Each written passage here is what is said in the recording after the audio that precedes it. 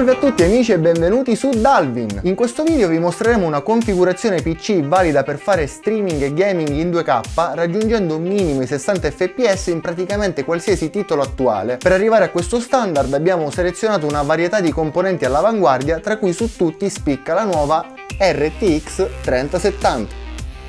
Sappiamo che il periodo attuale non è dei più fortunati per chi di voi volesse creare una build al passo coi tempi, a causa della scarsa se non inesistente reperibilità delle nuove CPU e GPU che vengono immesse nel mercato col contagocce e a prezzi spesso molto distanti dal loro prezzo di listino. Proprio per questo vi invitiamo a seguire il canale Telegram Dalvin Market per le offerte, di cui vi lasciamo link in descrizione, per rimanere sempre sul pezzo e aggiornati sulle possibili occasioni hardware che si presenteranno nel corso delle settimane. Detto ciò, direi di non indugiare ulteriormente e di dare uno sguardo ai vari componenti.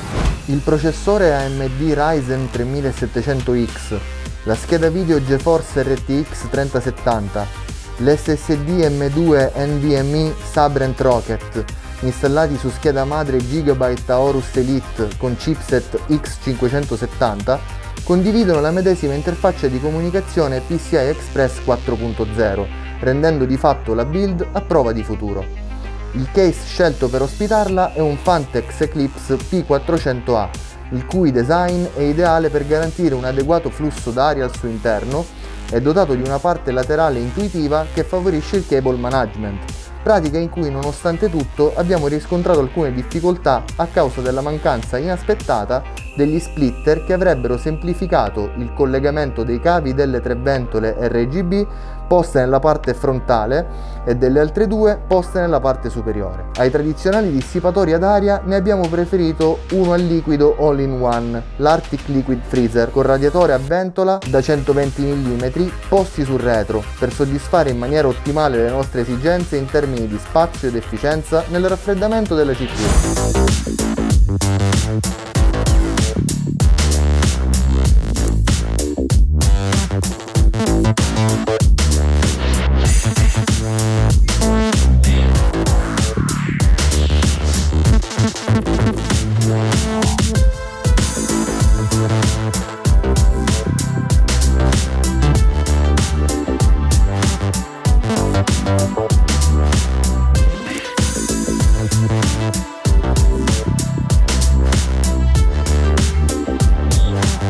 Ok ragazzi, abbiamo finalmente concluso la fase di assemblaggio, adesso andiamo a vedere come si comporta la macchina con un gameplay.